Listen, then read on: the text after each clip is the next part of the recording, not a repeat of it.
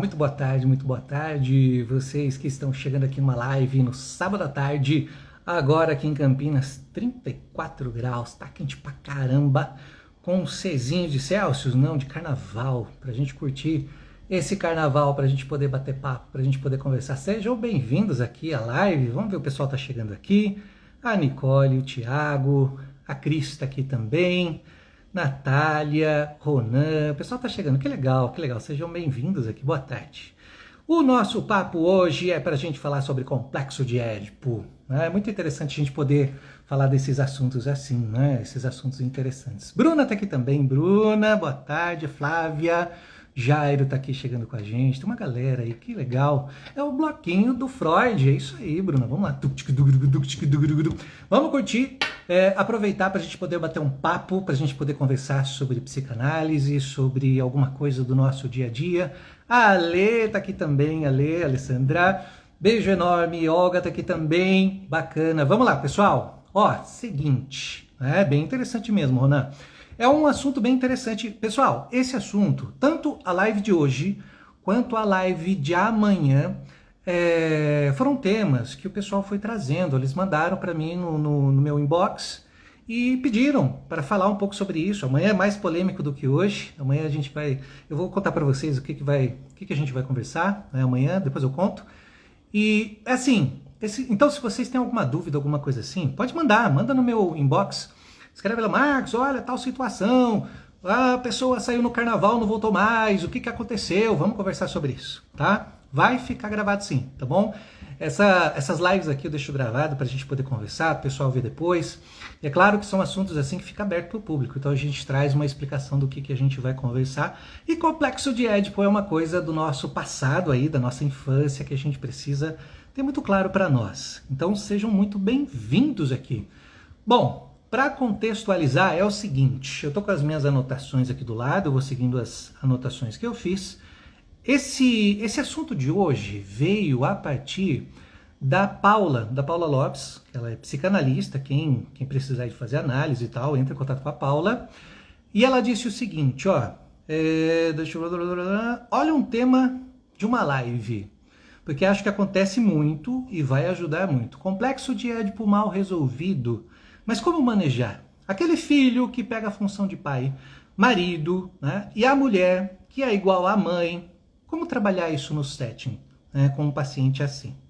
Então, é um assunto bem bacana para a gente poder conversar. Vamos contextualizar aqui primeiro. Tem pessoas que estão aqui que não são da psicanálise, então é muito importante a gente poder falar sobre isso. Primeiro,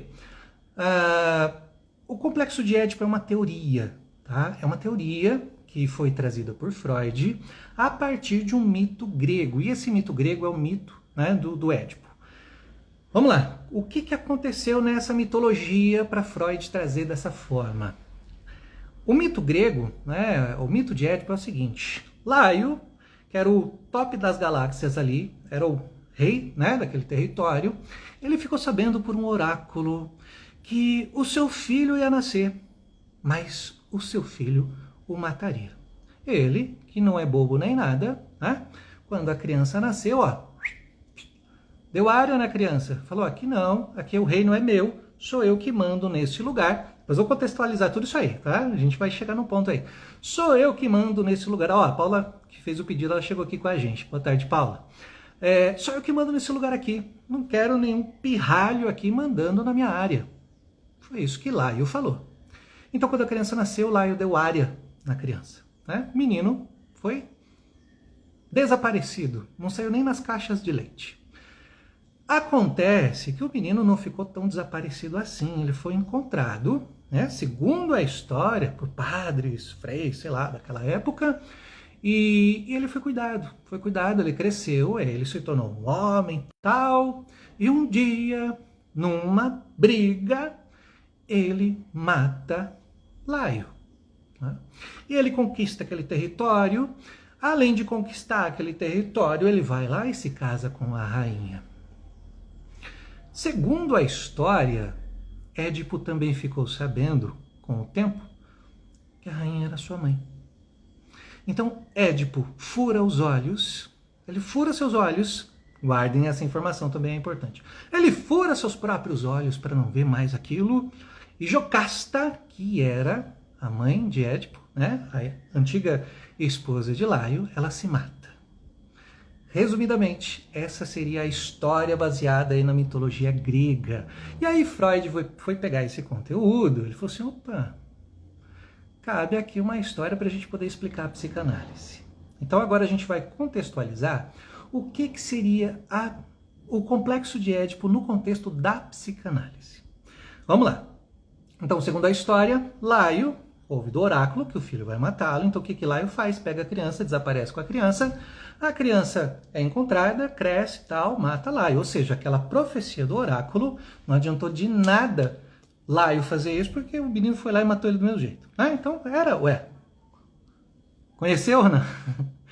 Então, não adiantou nada, né? O oráculo, ele falou o que ia acontecer no futuro e aquilo aconteceu. Laio podia fazer o que ele quisesse, o oráculo já tinha previsto aquela situação. Então, Laio deu uma bobeira, né? Vamos dizer assim. Mas o que acontece no caso do complexo de Édipo? No movimento do nosso psíquico, o nosso desenvolvimento psicossexual, faz com que, eu vou explicar dos dois lados, tanto meninos quanto meninas, tá? Faz com que, ali pela época dos 3 anos de idade, 4 anos de idade, 5, até os 6, 7 anos de idade, é a fase em que nós estamos desenvolvendo esse complexo de Édipo, desde o início, né, que nós vamos chamar de período pré-edipiano, até o Édipo em si, e depois o período pós-edipiano, ou a crise do Édipo. Até a gente entra no período de latência.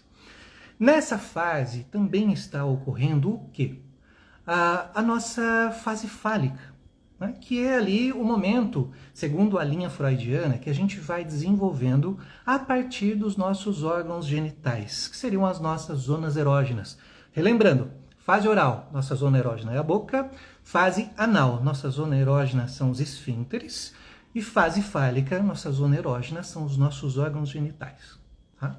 Nessa fase também vai se desenvolvendo muitas coisas, como, por exemplo, a nossa necessidade de aprovação, a nossa convivência com os nossos pais, o nosso afeto, a necessidade de confirmarmos a nossa identidade. Tudo isso vai acontecendo nessa fase. Essa aqui é a teoria freudiana, tá?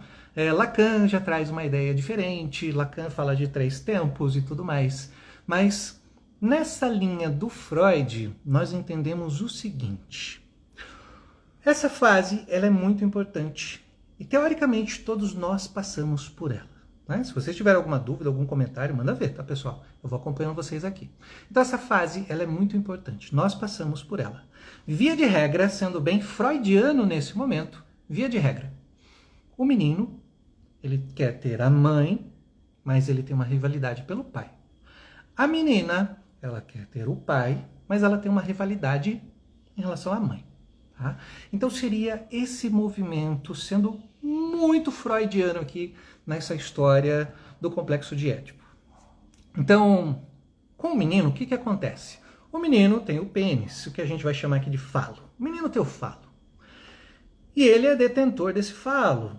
Só que o menino começa a ter essa movimentação da zona erógena, ele começa a descobrir ali o seu prazer mais voltado para o sexual, que é a fase que ele vai se desenvolvendo e entendendo que ele tem um pipi ali, e esse pipi é importante.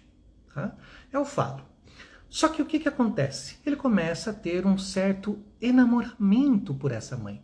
Ele começa a desejar essa mãe, a querer essa mãe, a ter ali os seus movimentos com essa mãe. Já ouvi muitas histórias pelo set analítico baseado nisso, de mães e filhos, né? Já ouvi várias. Então, é natural, é uma coisa do instinto do ser humano desenvolver essa fase também. Tá? Só que o que acontece? O que tem no meio do caminho? No meio do caminho não era uma pedra, era um pai. O que acontece? O pai, ele tem uma função muito importante. Ele tem a função de castrar. O menino ele vai estar automaticamente ligado à mãe. Nas primeiras fases, não tem essa separação de gênero. Não tem essa separação, o menino fala, eu sou menino e acabou. Menina... Não tem. Nas primeiras fases, principalmente quando a gente fala de fase oral e fase anal, ainda não se desenvolveu isso claramente. E, seguindo a lógica, a teoria de Freud, o menino, então, ele faria o quê? Ele se apaixonaria pela mãe, mas para isso ele precisa afastar o pai. Mães que estão aqui, que vocês tiveram meninos, perceberam algum movimento assim? E se vocês tiveram meninas, como foi? Conta aqui, como é que foi essa fase? Como é que vocês se lembram que foi o filho de vocês? Eu me lembro da fase do meu filho, como foi. Então, nós passamos por isso, pela teoria freudiana. E aí o que acontece nessa teoria? O menino, ele vai fazer de tudo para poder afastar esse pai e ficar com a mãe. E aí, o pai, ele é essa figura castradora. O que significa castração? Castração, obviamente, todo mundo entende, né? Cortou fora, cortou o barato, cortou o pipi, castrou, tirou fora, já era, essa coisa assim, tá? Então, a gente vai percebendo o seguinte, o menino, ele fica com medo de perder o seu pipi. Por quê? Lembra que eu falei que essa é a zona erógena, né? Os órgãos genitais. O menino começa a perceber que ele tem um pipi nessa fase. Só que ele também, por ver outras pessoas, ele percebe que as meninas não têm. Né? Quem é da área de pedagogia aqui, por exemplo, ó, pode ver criancinhas, né, tendo essa representação. A Bruna trouxe que meus filhos eram mais chegados a mim no início e agora estão mais identificados com o pai. Sim, vamos falar sobre isso também, Bruna. Isso também é importante. Tive um pai castrador, a Sandra traz aqui pra gente. É importante, tá? Então, o menino, o que ele vai fazer? Ele vai querer se aproximar dessa mãe, mas ficar com medo de perder, porque ele sabe que tem pessoas que não têm. A mãe não tem pipi. Então, ele fica com medo de perder. A castração simbólica seria isso. Seria a quebra desse movimento de poder, desse movimento fálico. Tá? Então o menino vê que o pai tem um falo maior do que o dele, mas ele vê que tem a mãe, que tem outras meninas que não tem. Então tem gente que tem gente que não tem. Isso pensando na cabeça do menino, tá, pessoal? Não nessa cabeça pornográfica de carnaval que vocês têm, tá joia? Não é nesse sentido. Então, pensando no menino, ele fala assim, tem gente que tem gente que não tem, eu tenho medo de perder isso aqui que balança, né? Eu não quero perder isso aqui, então eu vou manter isso aqui. E aí começa a vir o sentido da castração. O que é a castração? A castração é o menino ter essa percepção de que o pai, ele tem esse poder de castrar, ele tem esse poder de tirar fora, né? Esse poder de acabar com o barato, acabar com o desejo do menino. E ele não quer perder, porque ele acha que ele pode perder. Esse é o movimento da castração. Tem um outro sentido, tá? Mas esse outro sentido eu já vou trazer daqui a pouco. Deixa eu ver. Ó, a Nádia, por exemplo, tive duas meninas, as duas mais chegadas ao pai. Então, no caso do menino, ele já tem um e ele tem medo de perder. Essa é a angústia de castração. No caso das meninas, o que acontece? As meninas têm um movimento antes do menino. As meninas, elas vão entender o seguinte, elas vão perceber que o menino tem alguma coisa que ela não tem, já começa por aí. Aí elas começam a falar assim, tem algum problema aqui comigo, porque tá faltando alguma coisa aqui. Eu tô vendo que tem gente que tem, mas eu não tenho. Então, alguma coisa está errada. Quem fez isso comigo? De quem é a culpa? De quem vocês acham que é a culpa? Quem vocês acham que a menina culpa nesses momentos? A menina vai culpar a mãe. A mãe é a culpada, né?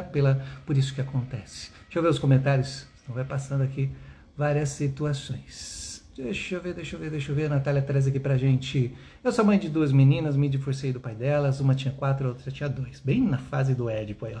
Não observei essa questão nessa fase. Quando eu tinha o meu segundo casamento, minha mais nova teve esse encantamento. Olha que interessante, né? Pode acontecer.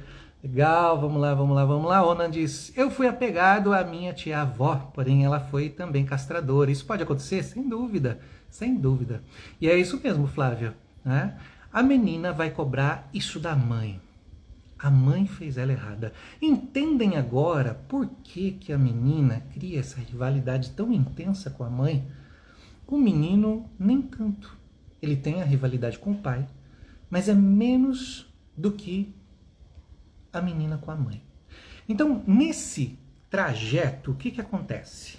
A menina, ela vai primeiro ter esse conflito com a mãe, porque a mãe fez ela com um problema, faltando alguma coisa, é a responsabilidade da mãe. Só que ela tem um outro passo. Qual é esse outro passo? Ela vai querer um falo. E ela quer um falo, porque ela quer um falo, porque ela quer um falo, e ela quer um falo. O grande falo da menina acaba se transformando em um filho, por exemplo. Ela quer ter um falo que vem do pai. Então ela começa a se aproximar do pai, porque o pai tem um falo, a mãe não tem. Se a mãe não tem, não quero a minha mãe, eu quero meu pai. Ela já rivaliza com a mãe e vai querer o pai. Ela vai se aproximar do pai porque ela quer ter esse falo. O falo para a criança poderia representar, para a menina no caso, poderia representar, por exemplo, uma boneca que o pai dá. Uma boneca que o pai dá representa um falo, um brinquedo ou alguma coisa assim. Vocês que estão aqui acompanhando essa live, vocês se lembram da fase de vocês? Se lembram? Tanto os homens quanto as mulheres que estão aqui, vocês se lembram da fase de vocês? Como é que foi? O que vocês perceberam dessa fase de vocês? Como que foi? Foi algo parecido com isso? Vocês gostavam assim do pai ou da mãe? E tinha aquela encrenca com a mãe ou com o pai, coisas assim? Né? A fase edipiana, ela vai nesse sentido. Tá? Então, é uma teoria, né? A Nádia traz aqui, a impressão é que nós mães de meninas é que as filhas não gostam da mãe. Exatamente isso. Pessoal, eu já vi muitos casos assim. Freud trouxe uma teoria, mas é uma teoria que é muito bacana da gente interpretar. Então é muito válido a gente poder pensar nesse sentido. Lógico que quando a gente fala do complexo de Édipo, tem muitas pessoas que falam assim, complexo de Édipo não tem nada a ver, complexo de Édipo é tudo bobagem, Freud, ele era louco, não tinha Netflix, não tinha nada para fazer na vida dele. Mas, pessoal, se a gente for pensar bem, faz sentido. Né? Só que o complexo de Édipo não é só isso. O complexo de Édipo tem muito mais coisas. Ele tem muito mais situações, tem muito mais movimentos que acontecem. E esses movimentos também são importantes de serem entendidos. O complexo de Édipo ele vai fazer parte também no nosso desenvolvimento psicossexual. Ele vai fazer parte das nossas escolhas, da superação de alguns desejos incestuosos que existem na infância e vão existir mesmo. Depois eu explico essa crise do Édipo. Ele vai fazer parte da nossa identidade sexual. Vi a Isabel falando alguma coisa do filho dela. Vai fazer parte da identidade sexual. Tudo faz parte desse contexto. Tá? Deixa eu ir acompanhando os comentários de vocês que estão passando muita coisa. O Carlos traz, o menino cresce e vai percebendo que a mãe que é castradora, tem um movimento interessante, tem uma inversão. O pai, pelo contrário, não coloca limite. Daí a bagunça começa. E é exatamente isso um ponto que a gente precisa conversar aqui, Carlos. É muito interessante isso que você colocou. Não colocar limites. Amanhã a gente vai falar sobre isso. Limites nos relacionamentos. Também veio por pedido, alguém pediu para falar sobre isso. Né? Então a gente vai conversar sobre isso amanhã às 16 horas. Eu espero vocês. O que mais nós temos aqui? Deixa eu ver. E quando você não passa por esse processo com o pai? Nós sempre temos uma construção. Porque na verdade a gente fala pai, Sandra. Só que na psicanálise a gente entende como figura masculina e figura feminina. Alguém ocupou esse lugar. Alguém esteve nesse lugar. Alguém, por alguma razão, nós temos os nossos instintos, né? Por alguma razão alguém ocupou esse lugar e provavelmente você tenha identificado isso também. Tá? Então, sempre há uma figura masculina e uma figura feminina pela construção da nossa dicotomia. Nós vamos dividindo, nós vamos percebendo o corpo, nós vamos percebendo a anatomia e tudo isso faz parte desse processo. Tem gente que tem gente que não tem. É aquela curiosidade das crianças, que a gente vê as crianças curiosas, porque elas estão desenvolvendo aí a partir dos seus órgãos genitais. A Cris traz aqui pra gente. Lembro um pouco da minha infância, mas minha mãe sempre foi muito ruim para mim. Meu pai sempre com problemas de bebida. Então são construções que a gente vai tendo, né? São movimentos que a gente vai percebendo da nossa infância. Deixa eu ver o que mais aqui pra gente seguir. Meu pai é o Batman. Olha lá, já tem um complexo de Édipo instalado aqui, ó. Essa é a fala da Natália. Nunca nenhum homem chegou nem perto, porque ele ficou como um super referencial. Interessante isso. A Isabel coloca, meu filho é homossexual desde a infância, né? Sim, tem sim, e faz parte do complexo de Édipo também, tem uma construção no complexo de Édipo. A Nádia, não lembro de ter referência por um dos dois, mas acho que era mais chegada na minha mãe. Meu pai era muito briguento, isso também faz todo sentido, tá? Agora, quando a gente fala do contexto do desejo, o que que esse pai briguento representava para você? Pode ser que ele fosse assim extremamente briguento, mas um sentimento você tinha por ele. Então, o que a gente pode entender é como você desenvolveu isso em relação ao seu pai. Tá? Ele poderia ser mó briguento, mas com certeza você tinha um sentimento por ele. Também já vi muitos casos assim na clínica, pessoal. Cris fala, meu filho também é homossexual, né, desde que nasceu, né, Isabel? Natália, minhas filhas e eu não tínhamos essa rivalidade, acho que não tivemos muita opção, pode ser, mas alguém ocupou esse lugar, né? Deixa eu ver o que mais. A Paula traz, sempre tive mais afinidade ao meu pai. Então, é muito comum a gente ter isso, pessoal. Eu tive muito mais afinidade à minha mãe. Né? Então, a gente vai desenvolvendo isso. Isso faz parte do nosso contexto, isso faz parte da nossa dinâmica. É muito interessante a gente observar, mesmo que isso seja considerado só uma teoria, como todas as pessoas falam por aí. Todas não, exagero, né? Eu não falo isso. Mas é uma teoria, mas muitas pessoas acabam achando que isso não faz sentido. Faz muito sentido, né? E a gente pode ter movimentos assim, né, Paula? A gente se dá bem com os nossos pais. A gente se dá bem, não desejamos mal, né? Então, pode acontecer. Mas o nosso desenvolvimento psicossexual, ou seja, essa questão psíquica nossa, ela vai acontecer de alguma forma, tá? Então, ela acaba acontecendo. Então, vamos entender o seguinte, pessoal. A psicanálise, ela vai buscar esse contexto. O que aconteceu na sua fase de piana para que você, de alguma forma, se desenvolvesse? O que foi lá atrás? O que se passou? Como foi você com os seus pais? Tudo isso aqui é só para contextualizar, principalmente para quem está conhecendo a psicanálise, para quem não conhece essa teoria de Freud, para quem possa refletir como que foi a infância. Tá? Então, é muito válido a gente pensar nisso. Vamos lá. Deixa eu ver o que mais eu anotei aqui. Então, quando a gente entra nessa questão do complexo de Édipo, nós precisamos também compreender que o complexo de Édipo ele vai influenciar em todo o nosso desenvolvimento. Nossa maneira de ser, nossa maneira de interagir, as nossas relações futuras. Então, a gente vai envolvendo o complexo de Édipo em várias outras decisões da nossa vida. Essa fase que a gente passou, e independente, pessoal, às vezes não teve a mãe, às vezes não teve o pai, ou alguma coisa assim, a gente desenvolveu essa fase de alguma forma. A gente desenvolveu figuras masculinas e figuras femininas no nosso passado. A gente fez essa dicotomia. Então, mesmo que não tenhamos uma vivência, é assim que nossa fase acontece. Até que vem algo chamado crise do Édipo. A crise do Édipo, ela nada mais é do que o momento em que nós começamos a assimilar aquelas informações que são regras, condições, que são, momentos que nós vamos passando, que nós vamos entendendo, tem regras aqui que eu não posso continuar fazendo, tem coisas assim que eu não posso fazer, tem condições da sociedade que eu não posso manter. E o que vai acontecendo? Nós vamos entrando num período chamado período de latência. Esse período de latência, na linha freudiana, ele é bem específico no sentido do quê? De criarmos as regras, condições. Quando vocês falam, minha mãe era castradora, meu pai era castrador, na verdade essa função simbólica, por isso que é simbólico, o falo, cortou o nosso barato, não deixava a gente fazer. Alguém falou de Lacan aqui, né? Lacan, na verdade, ele traz o Édipo em três tempos. O tempo que a criança é ligada com a mãe, o tempo que há um envolvimento do pai e o tempo que o pai corta, a criança sai fora. Né? Então, criança com a mãe, o pai, a retirada da criança. São esses três momentos. Né? A construção da nossa fase de piano também nos leva ao desenvolvimento das nossas neuroses, ao desenvolvimento das perversões. Quando não há uma castração, por exemplo, nós podemos ter um desvio dessa pulsão.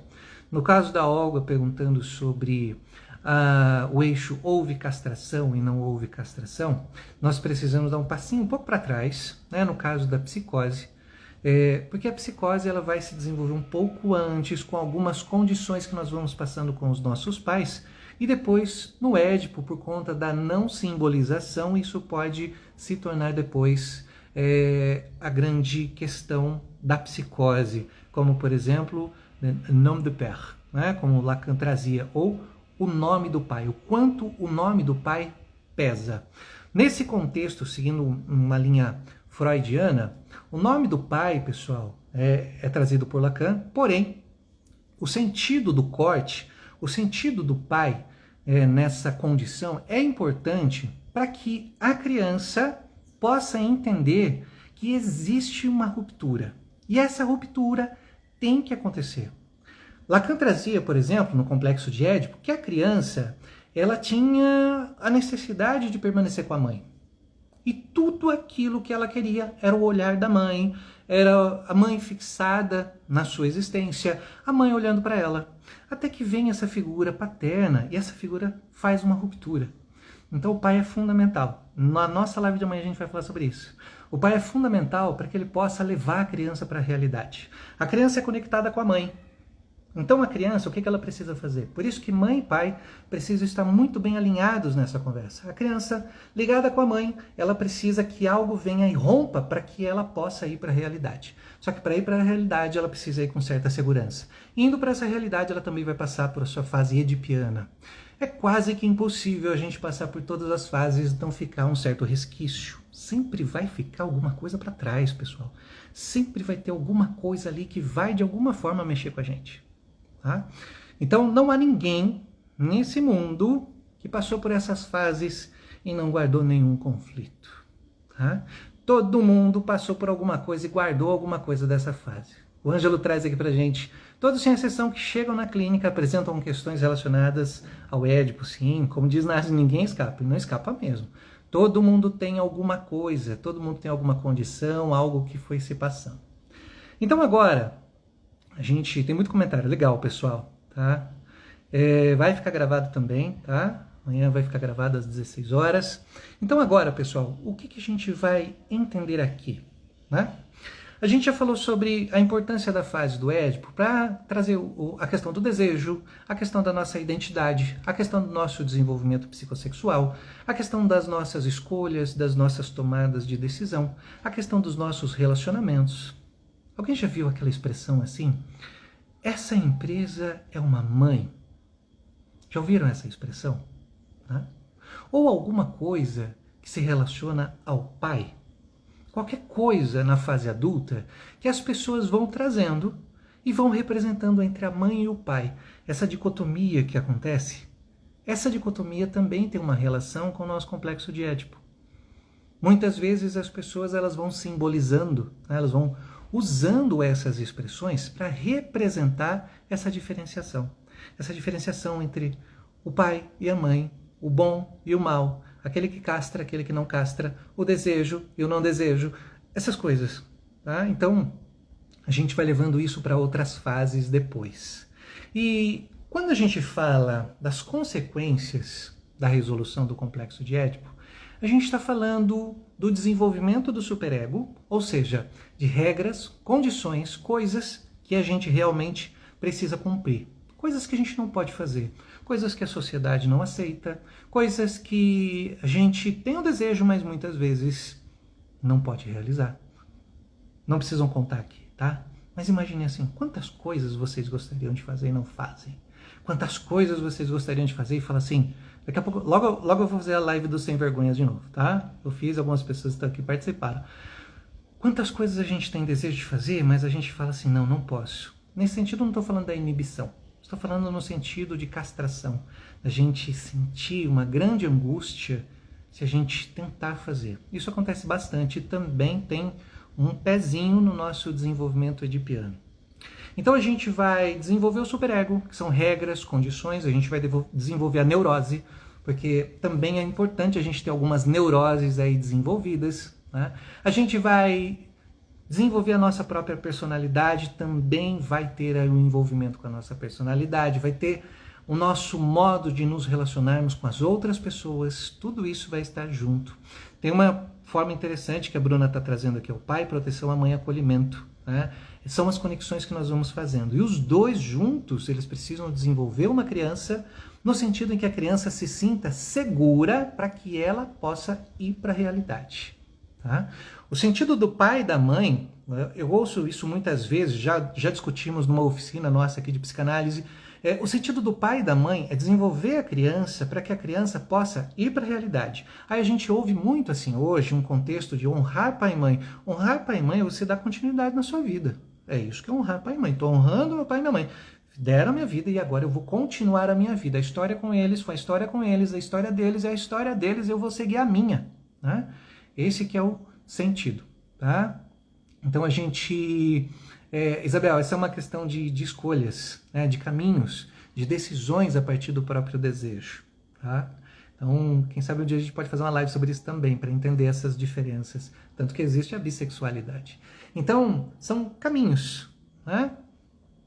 Agora, vai ter um impacto muito grande também na nossa saúde mental. Né? Também vai ter uma movimentação no nosso aspecto de relacionamento, no nosso aspecto de escolhas, em como a gente decide, nas vezes que a gente decide alguma coisa a gente fica muito ansioso, nas vezes que a gente escolhe algo e a gente nem sempre quer aquele algo, nas vezes que a gente segue algumas condições que são dos nossos pais e não são nossas. Então isso também vai acontecendo. O Thales pergunta aqui, em caso da criança não ter uma figura paterna para castração, pode acontecer esse movimento pela própria mãe? Alguns casos acontecem, Thales. Mas tem uma conexão muito forte da criança, que eu vou falar tanto do menino quanto da menina, tem uma conexão muito forte da criança com a mãe, pelo laço, né, pelo cordão umbilical mesmo. Né?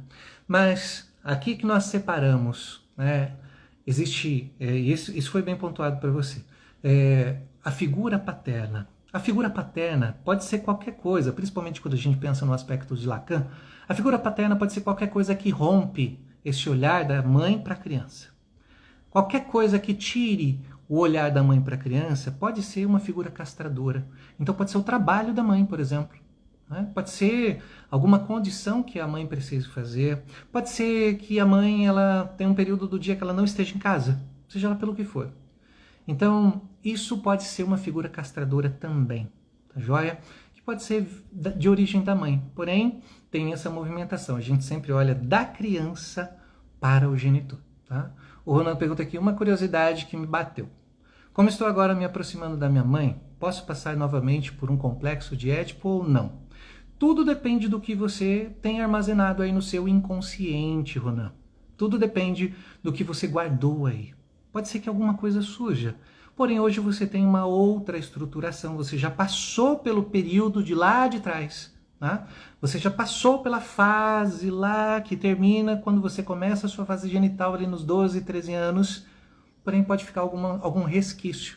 Você pode desenvolver um grande afeto pela sua mãe, mas isso não quer dizer necessariamente que você vai voltar, que você vai regredir, tá? Lá nos seus 3, 4 anos de idade, vai passar de novo pelo Édipo em relação à sua mãe. Você pode desenvolver um afeto por ela. Tá? Pode surgir desejo? Pode, querendo ou não, ela também é uma mulher, né? Mas isso tudo vai depender do que você guardou de informação. Mas vamos deixar claro aqui, você já passou por essa fase edipiana, tá? Voltar ao Édipo como antes, isso é muito raro, tá? Isso é muito difícil de acontecer. Então, o Édipo mal resolvido, pessoal, pode trazer muitas condições aí que vão impactar na forma como a gente vive a nossa realidade. A criança, por exemplo, ela não consegue se identificar com o pai. Isso é um Édipo mal resolvido. Eu tenho conflito com meu pai, não consigo me resolver com meu pai, eu odeio meu pai, eu amo a minha mãe, eu odeio meu pai. É um Édipo mal resolvido. O inverso também, eu odeio a minha mãe, mas eu amo meu pai, eu quero ficar com meu pai, a minha mãe não deixa. Tudo isso é um Édipo mal resolvido. Vemos muitas crianças de 30, 40 e 50 anos vivendo isso ainda. Tá? Esse Édipo mal resolvido. A criança... ela pode desenvolver, né, por exemplo, comportamentos parecidos com o dos pais. Ela pode desenvolver isso também, ela absorve isso naquela fase. Então, eu preciso ser igual ao meu pai, preciso ser igual à minha mãe, e começa a viver como eles.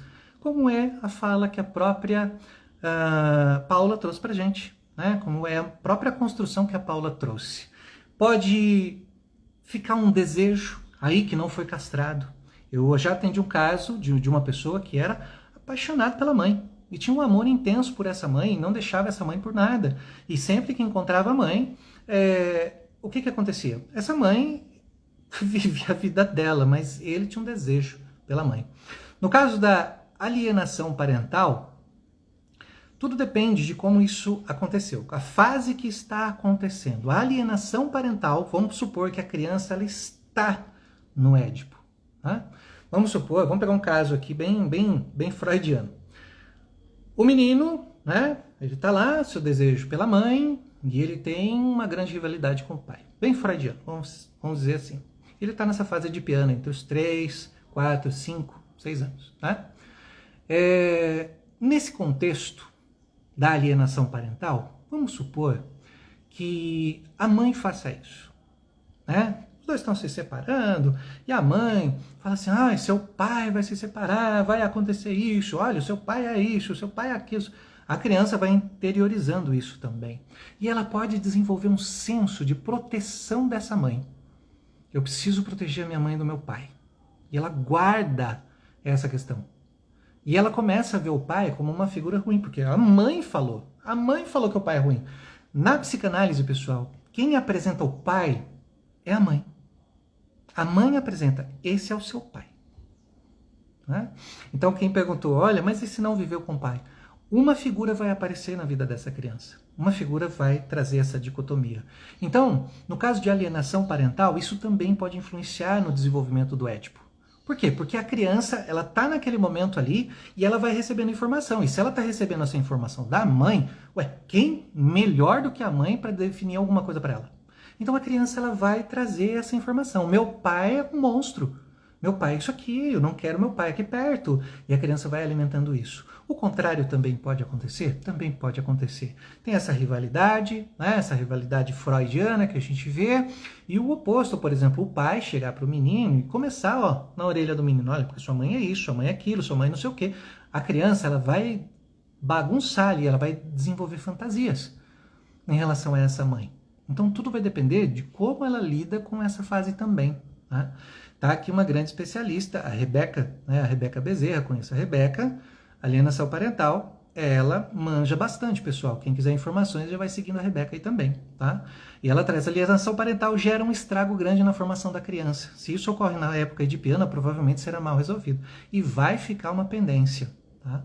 Percebem como essa fase é importante, pessoal? A criança pode desenvolver uma fixação. Ela pode desenvolver uma fixação pelo pai ou pela mãe. Aqui eu estou falando criança, pode ser um menino ou uma menina, né? Mas pode desenvolver essa fixação e ficar preso nessa condição. Ela pode, depois, nos relacionamentos, buscar alguém parecido com a mãe ou parecido com o pai. Porque ficou esse desejo de lá de trás. Ficou essa condição de lá de trás que a criança não teve isso resolvido. Pessoal, vamos pensar o seguinte, é interessante a gente sempre ter isso em mente. A gente está falando de criança. Nós aqui já estamos, né, bem mais à frente na nossa forma de pensar. A criança não tem essa percepção que nós temos. A criança não tem essa condição de raciocinar como nós temos. A criança ela tem as suas fantasias, ela tem seus medos, tem seus traumas sendo gerados, sua personalidade se desenvolvendo. Então, naquele momento, a criança ela não vai ter esse raciocínio que nós temos. Ela vai desenvolver alguma coisa que vai ficar ali. E nessa fase, por isso que eu falei da crise do Édipo, a crise do Édipo é o corte, é a formação do superego. São as condições que vão surgindo, regras, imposições, coisas que a criança vai entendendo que ela não pode fazer. O que vai acontecer? Nesse momento, a criança também vai começar a criar muitas fantasias, mas se não houve a castração desses desejos, ela vem com essa condição. Ela pode desenvolver, por exemplo, vamos supor que... mais um contexto freudiano. Vamos supor que o pai é um banana, é um bananão mesmo. Um pai é bunda mole de tudo.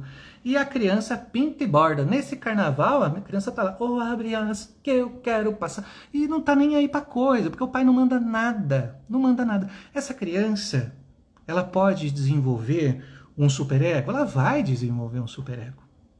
Mas talvez esse superego não seja forte o suficiente para conter os desejos. E essa criança, por exemplo, pode crescer na perversão. Pode crescer numa condição a qual ela não entende regras e situações que ela tem que cumprir. Então ela pode crescer num contexto perverso.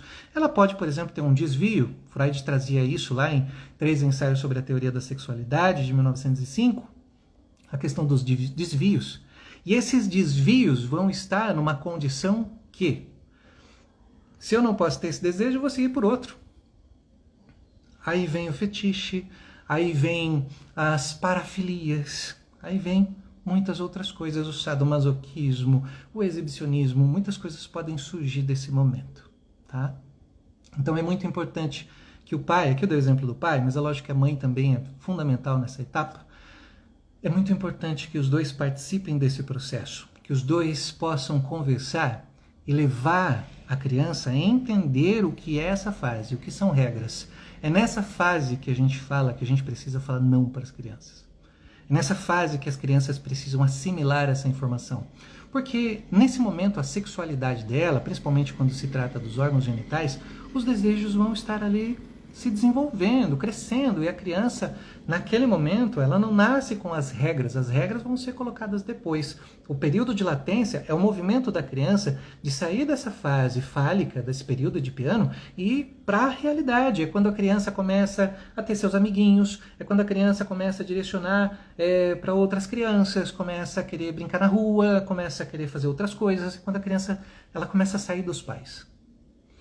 E é importante também entender nesse sentido do Édipo, porque a criança ela também precisa tirar esse desejo que está nos pais, que pode ser tanto pelo pai quanto pela mãe, ou pode ser pelos dois, e direcionar para outras figuras de desejo. Então, se o pai for muito banana, ele não vai conseguir conter essa condição do Édipo, e a criança vai crescer com alguma consequência mal resolvida. A criança também, sabe o que ela pode desenvolver? Ela pode desenvolver dependência. Ela vai depender dos pais, ela vai depender da mãe, ela vai buscar aprovação. Ela pode ter ciúme, porque essa fase também gera muito ciúme. A criança vai aprendendo a lidar com ciúmes. A criança pode desenvolver dificuldade para ter, depois na sua fase adulta, pode ser um adulto que tem dificuldade de se relacionar, pode ter dificuldade de ter intimidade com outra pessoa. Justamente porque lá atrás houve uma má formação dessa fase de piano. Então fica muita coisa acumulada. Ela pode ter dificuldade nos relacionamentos, pode ter um contexto da homossexualidade, como a Isabel está trazendo aqui, pode ter um comportamento submisso por conta dessa fase de piano. Então tem vários elementos, várias situações que vão acontecendo nessa fase. E quando a gente fala sobre o complexo de Édipo hoje, nós não podemos só trazer o contexto Freud. Nós precisamos entender a nossa sociedade, como é que ela está. A nossa sociedade, como é que ela está desenvolvendo isso. Como é que a fase de piano, segundo a teoria freudiana, nós vamos passar. Mas como é que a sociedade está lidando com essa condição? Como é que ela está lidando com esse momento? É por isso que nós precisamos de um processo de análise. A psicanálise ela traz o seu contexto subjetivo, e subjetividade não tem nada a ver com fantasioso, muito pelo contrário. Subjetividade é a nossa forma de ser, a nossa condição. Tem muitas situações que as pessoas estão colocando por aí que não faz sentido. Né? A psicanálise ela tem a sua fundamentação, ela tem o seu movimento também, e é importante que a gente possa compreender tudo isso que a gente viveu, que é a nossa experiência. Não respeitar a subjetividade das pessoas é você excluir as pessoas das suas experiências e querer colocá-las dentro de caixinhas, condições que não fazem sentido. Tá? Então é muito importante a gente respeitar esses contextos da psicanálise. Né?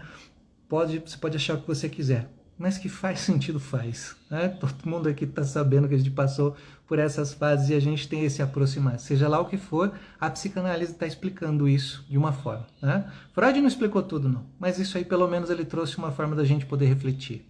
Né? E faz sentido. Quando a gente fala desse contexto não resolvido também, eu já vou entrar mais a fundo no que a Paula trouxe, a gente fala da castração, pessoal, que é uma internalização de condições. Então, a fase de piano ela é importante para internalizar condições, internalizar essas regras, para a gente entender o que é autoridade. Né? Não no sentido de autoridade que a gente tem que temer, Uma coisa é você ter medo de alguma coisa, outra coisa é você respeitar algo. Então são condições diferentes. E não é tipo mal resolvido, isso pode gerar medo. E medo vai influenciar depois a fase adulta, né? Bom, como eu disse, a perversão, como eu disse, conflitos, né? Tudo isso vai acabar acontecendo também nessa fase edipiana. Vai ter dificuldade em estabelecer relação, vai ter dificuldade em se posicionar muitas vezes. Essa fase edipiana, ela é importante para a gente poder se posicionar na vida também. Se posicionar diante das pessoas, tomar decisões. Uma pessoa muito submissa, é muito provável que ela tenha tido algum conflito na sua fase edipiana. Ela pode ter dificuldade até mesmo para formular sua própria autoimagem. Ela pode ter dificuldade de olhar para ela e desenvolver confiança. Né? Desenvolver confiança para tomar uma decisão, para poder de alguma forma seguir o seu desejo. Por exemplo, eu queria tanto fazer uma coisa, mas acho que não vai dar certo. Queria tanto fazer isso, mas acho que não. Quando você vai fazer uma análise com essa pessoa, você acaba percebendo que lá na infância dela, lá na fase edipiana, por exemplo, ela tinha um pai que era castrador, ou uma mãe que era castradora, que sempre falava para ela, você não vai conseguir, isso aqui não serve para você, isso aqui não vai dar certo, cala sua boca, engole o choro, essas coisas assim. Que é bem o que a Natália trouxe aqui, a própria hierarquia familiar. Né? E isso, Rebeca. A Rebeca traz aqui autoridade e respeito. Autoritarismo é medo. Então tem que ter uma separação muito grande. Muitas vezes as pessoas não têm essa separação. Isso precisa acontecer. Então, a criança ela vai passar por essa fase e o adulto vai ter o reflexo dessa fase depois. Né? O adulto vai passar por essas condições. Né? E aí que nós precisamos começar a trabalhar na clínica. A Paula pediu para trazer assim, formas de manejo. Né? Então vamos começar a adentrar esse sentido do manejo. Quando a gente fala de Édipo mal resolvido, nós vamos encontrar muitas pessoas com Édipo mal resolvido, inclusive hoje, vou falar na live de amanhã, inclusive hoje a gente tem um conflito muito grande aí. Os homens, vamos participar da live de amanhã, vamos bater um papo. As mulheres, claro, estão convidadas, mas eu vou puxar a orelha de um pessoal aí que tô percebendo. Então vai ser bacana. Bom, na clínica a gente vai pegar esses movimentos. Uma dificuldade de lidar com autoridade. E quando a gente vai perceber, a gente precisa trabalhar com essa pessoa no sentido dela entender o que é essa autoridade. Muitas vezes essa autoridade está sendo uma representação de autoritarismo, como a Rebeca trouxe aqui, e esse autoritarismo faz com que ela se sinta submissa. Se a criança teve, principalmente nessas fases iniciais da vida, uma mãe opressora, um pai opressor, e teve uma fase edipiana que ela foi totalmente castrada das suas coisas, castrada das suas condições, é claro que essa criança ela vai crescer com essa condição. Ela não pode colocar o seu desejo à frente, ela não pode expressar aquilo que ela está sentindo. Né? E nós vamos pegar um adulto também com essa dificuldade de expressar o que está sentindo, dificuldade de colocar seu desejo à frente, dificuldade de confiar em si mesmo, porque lá atrás não houve essa, digamos, essa base para que essa criança pudesse sair dessa fase com uma condição melhor. Vai gerar também muita insegurança, nós vamos ter muitos adultos inseguros para tomar decisões, nós vamos ter muitos adultos indecisos, principalmente, agora vamos voltar a um ponto, se houve lá atrás uma alienação parental, por exemplo. Né? Se houve lá atrás, olha que interessante isso aqui também, que é da fase edipiana. O menino ou a menina estavam nessa fase, bem nos 3, 4, 5 anos, e chega um irmãozinho. O que vocês acham que pode acontecer?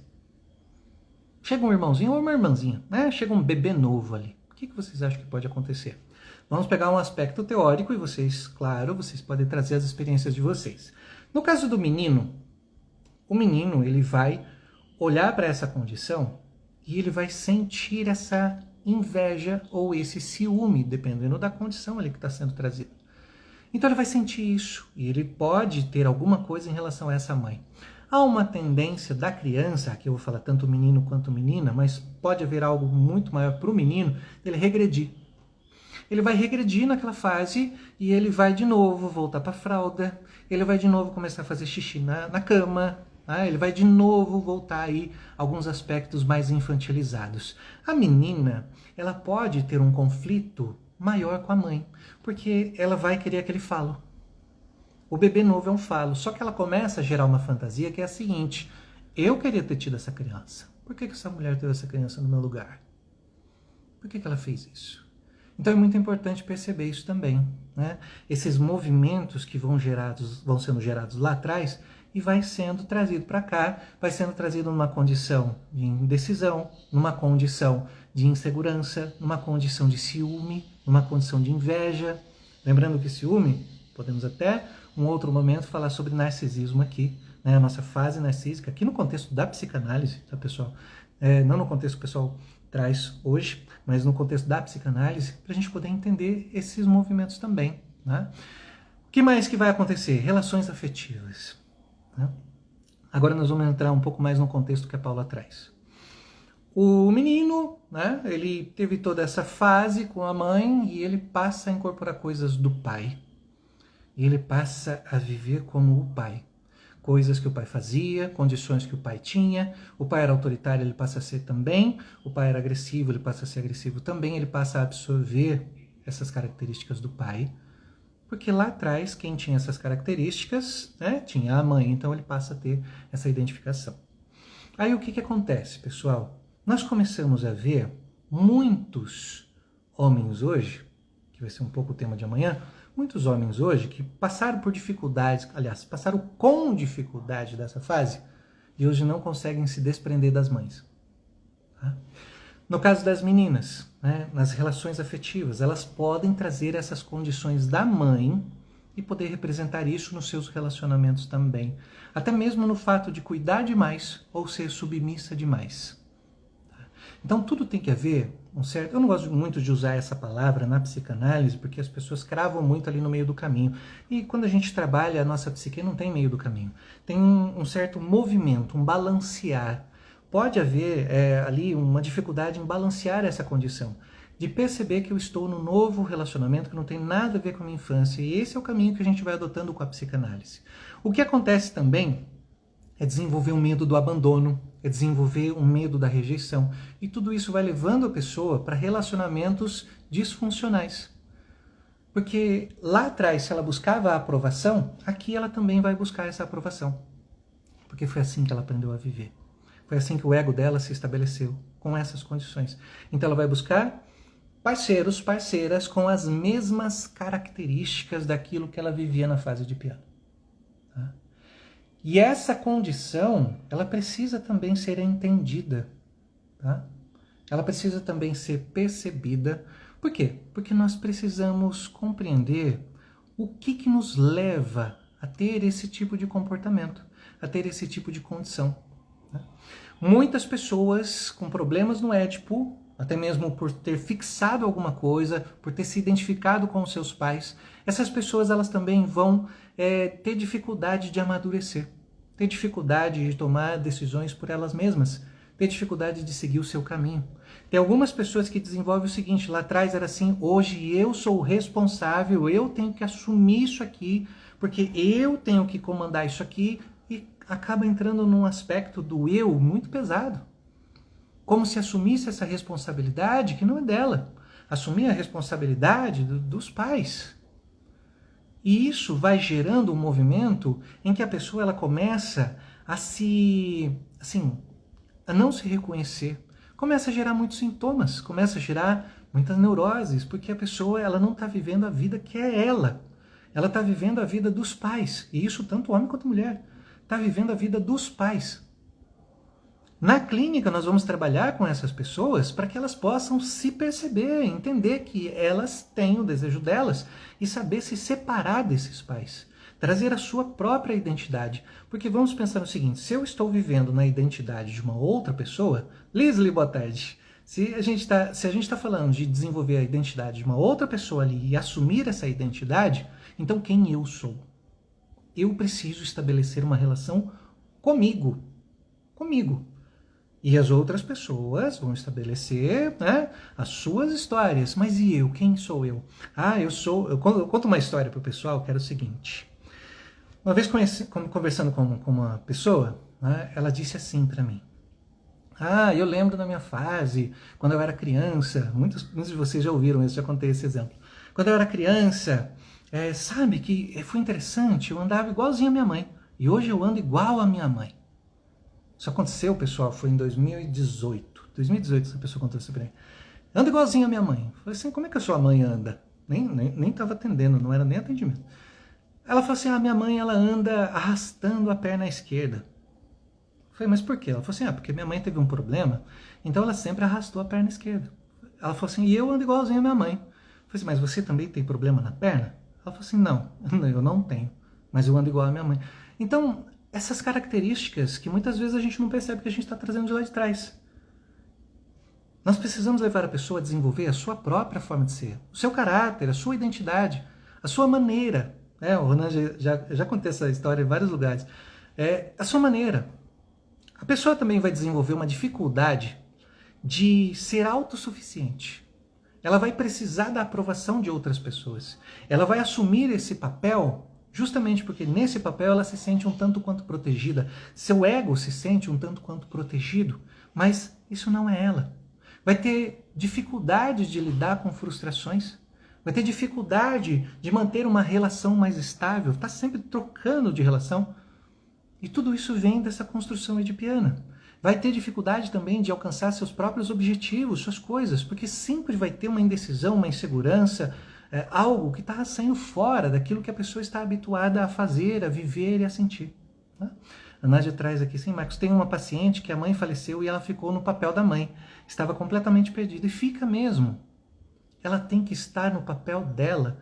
É o que a gente estava falando aqui. Honrar pai e mãe é você dar continuidade na vida que eles te deram. É você seguir a sua vida da sua forma, com o seu jeito, suas experiências, seus desejos. Isso é honrar pai e mãe. Isso que é importante. Né? E é muito importante na clínica, pessoal, a gente levar as pessoas a entenderem esses padrões de repetição. Tem muitos padrões de repetição que vão acontecendo. A gente vê o adulto ali, muitas vezes, replicando aquilo que é do pai e aquilo que é da mãe, mas não percebe isso, não entende isso. Por quê? Porque é a forma de viver, é como o seu ego se estruturou. E nós conversando com a pessoa, a gente começa a perceber que essa pessoa não está sabendo que ela está replicando aquilo que era dos pais. Então, assumir uma posição, por exemplo, eu preciso cuidar da minha família, eu preciso cuidar de todo mundo, é minha responsabilidade que todo mundo fique bem. Opa! Vamos conversar sobre isso. Vamos entender isso melhor. Né? Por que você é responsável por todo mundo? Por que você está assumindo esse lugar? O que leva você a assumir esse lugar que não é seu? Né? A Leslie coloca aqui, tomar a vida e a responsabilidade. É a minha vida. Eu vou viver a minha vida. Meus pais são meus pais, eles tiveram a vida deles, a história deles comigo, e agora é a minha vez de viver a minha vida. Então eu preciso me desvencilhar daquilo que não é meu. Eu preciso me tornar a mim mesmo para que eu possa viver aquilo que é meu. E deixar a história como história. Preciso me separar disso. E isso eu só vou entender quando eu começo a entender os meus movimentos de repetição. Aquilo que eu estou repetindo, que não é meu. Aquilo que eu ainda acho que eu tenho que fazer. Aquilo que eu ainda acho que eu tenho que agradar os meus pais, agradar não sei quem. Tudo isso vem de lá de trás, pessoal. Até que chega no momento que a gente começa a perceber que a gente não tem que fazer isso. E isso é a análise que traz. Isso é a construção da compreensão de quem nós somos, de quem nós fomos, de quem foram os nossos pais. É a partir disso que a gente começa a compreender. E aceitar essa castração simbólica, aceitar que tem coisas que a gente não pode fazer, que tem coisas que são baseadas nos nossos desejos, que tem situações que não dá pra gente seguir. É uma castração simbólica. Isso não quer dizer assim, eu não posso fazer nada na minha vida. Não, você pode fazer muita coisa, desde que você entenda o que você está fazendo. Né? Desde que você rompa com essa necessidade de fazer aquilo que não era seu e comece a fazer aquilo que é seu, aquilo que cabe a você. Então, aceitar a castração simbólica é você realmente entender, olha, tem coisa que não posso fazer, que não cabe a mim. É sair dessa lealdade, né, Leslie? É realmente quebrar isso e seguir a minha vida, eu preciso seguir a minha vida, desenvolver autonomia. Eu preciso ser autônomo, eu preciso pensar em mim, eu preciso construir um afeto por mim, um amor por mim. Eu preciso me entender diante disso. Preciso sair dessa condição de lá de trás. Eu preciso começar a olhar para mim agora, do que eu estou vivendo agora, e não ficar preso àquilo que é de lá de trás, aquilo que não é meu. Eu preciso olhar para mim e falar o que eu quero da minha vida, o que eu quero seguir da minha vida. E tudo isso vem dessa desconstrução do complexo de Édipo. E no set analítico, pessoal, é muito importante que nós, que trabalhamos principalmente, seja terapia, seja psicanálise, a constelação, seja o que for, que nós criemos um espaço em que as pessoas possam se encontrar. As pessoas possam se estabelecer como elas mesmas, que elas possam se entender. Que é isso que precisa acontecer. Quando a gente vai se entendendo, muitas coisas vão mudando, tem coisas que a gente vai deixar para trás. Tem coisas que a gente não vai querer mais na nossa vida porque não faz sentido. E tudo isso vem dessa desconstrução de lá de trás, da nossa infância, do nosso Édipo, de qualquer condição de lá de trás. Quando eu passo a perceber quem eu sou, quando eu deixo de viver aquilo que era dos meus pais. E aí a gente começa a trazer um espaço de associação livre quando a gente fala da psicanálise, para que a pessoa possa falar, que a pessoa possa expressar, meu pai era assim, minha mãe era assim, eu gostava do meu pai, eu não gostava da minha mãe, ou ao contrário, eu odiava meu pai e adorava minha mãe, o que for, mas que seja um espaço para a pessoa poder falar, para ela poder identificar essas condições e ela poder criar uma interpretação, trazer uma elaboração. Poxa, então quer dizer que hoje eu repito isso aqui, que era uma condição que era do meu pai lá atrás, da minha mãe lá atrás? Será que hoje eu tento agradar todo mundo assim como eu tentava agradar os meus pais? Será que hoje eu preciso? Então é fundamental a gente poder perceber como que o complexo de Édipo influencia a nossa forma de ser. Nós precisamos trabalhar, isso é um termo mais da psicanálise, mas nós precisamos trabalhar essa transferência. Aquilo que a pessoa está trazendo. Às vezes ela vai depositar em mim aquele pai que ela tinha lá atrás. E na psicanálise, às vezes a pessoa vai depositar em mim a mãe. E eu preciso entender isso, que é um movimento transferencial. E ajudar o meu paciente, o meu analisando, vocês podem chamar como que vocês desejarem, o meu paciente, o meu analisando, ajudá-lo a superar essa fase. A superar a não precisar da minha aprovação. Não precisar de mim para poder viver, para que tome as suas decisões. Assim como a criança lá atrás poderia ter muita dificuldade de tomar suas decisões, o adulto de agora precisa compreender que se ele não tomar as decisões, ele vai continuar repetindo os movimentos da criança. E eu preciso ajudá-lo a entender isso, a entender que ele precisa sair desse lugar da infância. Então, entender a castração, entender esse movimento do Édipo nos ajuda a estabelecer uma nova relação com a gente mesmo. A Paula perguntou, como que a gente lida com isso? Nós vamos levando a pessoa a perceber esses movimentos repetitivos, a entender que existe uma castração simbólica e a sair daquilo que não é nosso, que era dos nossos pais. É como se a pessoa chegasse naquele momento e ela pergunta assim, tá, e agora? O que eu vou fazer da minha vida? Ali é uma decisão. Ali é uma forma da pessoa poder olhar para si, poder se compreender, poder perceber que tem muitas coisas boas. Mas aqui a gente está falando de um Édipo mal resolvido. O que seria um Édipo bem resolvido? Isso também é importante a gente trazer. O que seria um Édipo bem resolvido, pessoal? Um Édipo bem resolvido é um Édipo em que... Vou falar até do adulto, não vou falar nem da criança, tá?